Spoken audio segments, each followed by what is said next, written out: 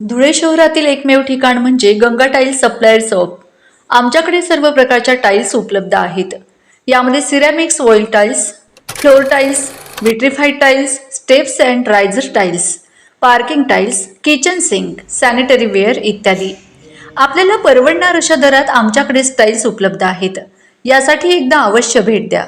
पत्ता Ganga tiles supplier shop, 405 micro tower, Wadjai road, Dhule. Mobile number 70 574 83 849. आपण बघत आहात डिजिटल इंडियाचे डिजिटल न्यूज. ठाम मत मराठी न्यूज. नमस्कार. आजच्या ठळक बातम्या. शिरपूरमध्ये ठाकरे सेनेचा आक्रोश मोर्चा.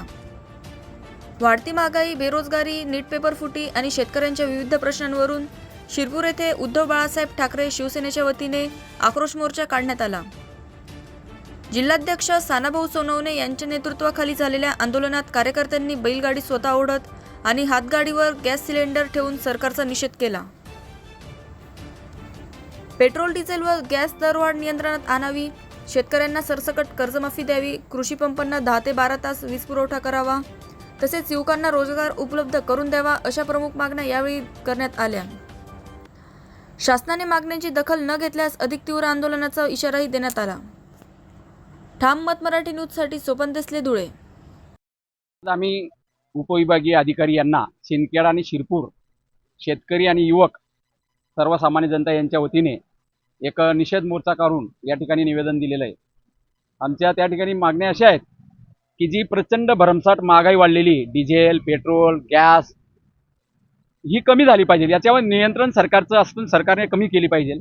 त्याचप्रमाणे या ठिकाणी जी कर्जमाफी केलेली, फसवी कर्जमाफी आहे, ज्या पद्धतीने आमचे उद्धव साहेबांनी मुख्यमंत्री असताना सरसगट कर्जमाफी केली होती, त्या पद्धतीने कर्जमाफी झाली पाहिजे. कुठल्याही अटी, कुठल्याही शर्ती नको. त्याचप्रमाणे शेतकऱ्यांना कृषी पंपासाठी जी वीज दिली जाते ती पण 8 तास आता देत आहे, ती पण पूर्ण देत नाही. 2 तास 3 तास गायब करतात, 4-5 तास देतात.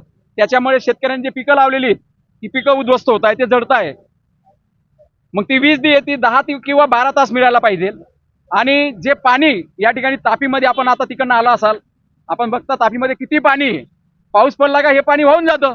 मग या पाण्याला शेतकऱ्याच्या बांधापर्यंत कोण पोहोचवणार? या ठिकाणी सत्ताधारी आहेत, सर्व आमदार, 4-5 जे आमदार आहेत ते सगळ्या सत्तेमधले आमदार आहेत. मग हे काय करताय?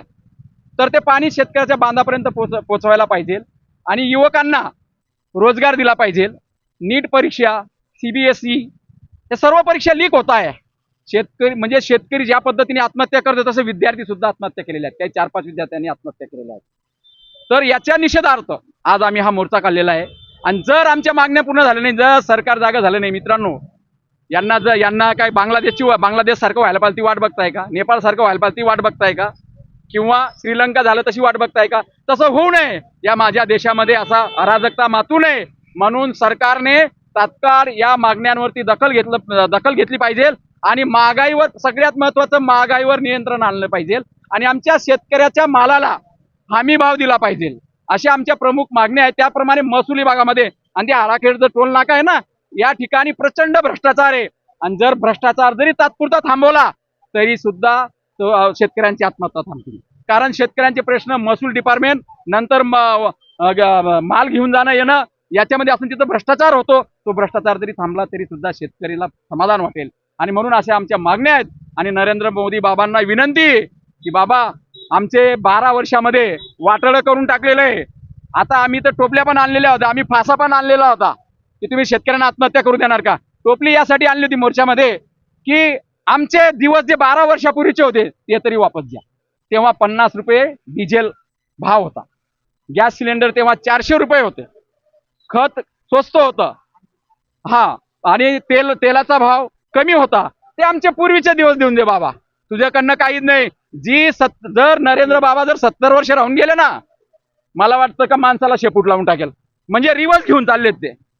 म्हणजे माणसाला शेपूट येईल, वांद्रासारखा माणूस जगायला लागेल बुवा, असं आम्हाला वाटायला लागलंय. आणि म्हणून आम्ही आज या ठिकाणी त्यांच्या लक्षात यावं, निषेध म्हणून हा मोर्चा काढलेला होता. आमच्या मागण्यांची दखल घेतील आणि पूर्ण करतील अशी अपेक्षा आहे. नाही झालं तर आम्ही रस्त्यावरची लढाई लढू उद्धव बाळासाहेब ठाकरे गटाच्या वतीने. ताज्या घडामोडींसाठी पाहत रहा ठाम मत मराठी न्यूज. तसेच आमच्या चॅनलला लाईक, शेअर, सबस्क्राईब करायला विसरू नका.